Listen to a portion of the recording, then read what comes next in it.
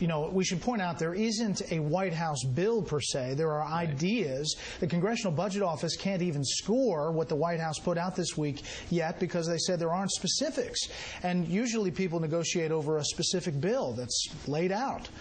There won't be one on the table. Charles. Right. Well, that's because the event Thursday is not a real event about real numbers. It's a theatrical event. Look, Obama became President of the United States with a theatrical campaign in 2008. Charisma, rhetoric, that's what he does best.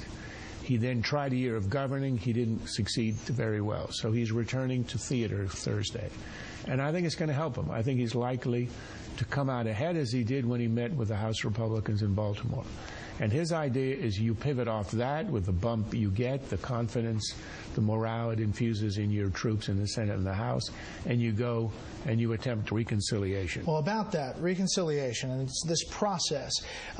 Senator Robert Byrd from West Virginia is one of the people who came up with the rule back in 1974. Here's what he wrote to his colleagues just last year about using reconciliation, this process for health care. I oppose using budget reconciliation to pass health care reform and climate change legislation. Such a proposal would violate the intent and spirit of the budget process and do serious injury to the constitutional role of the Senate. That's from April of last year. Well, since he is one of the inventors of this process, I think he's a pretty good authority on the spirit and intent. And it is a trick, and we've never done it for a bill of this scope and size of reform or revolution in the sixth of the American economy.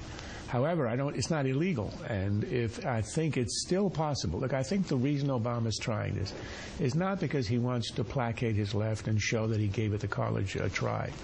This is a man who believes ideologically in this deeply. He sees himself as a world historical figure, not just the first African-American president, but like Reagan, a man who changed history. He wants to be the father of national health care.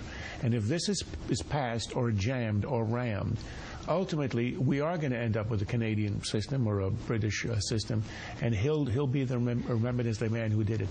It's about ideology and politics. Steve, as we pointed out at the beginning of the show, the key part of the reconciliation process is the House has to first pass the existing Senate bill with no changes. Right. And the numbers just aren't there. No, the numbers do not work at this point. I mean, you talk to people on Capitol Hill, and you have numbers thrown around anywhere from 215. Somebody today said to me 190 Nancy Pelosi might be able to get. I mean, people don't have any sense of where the final number will be, but there seems to be broad agreement that she doesn't have the numbers.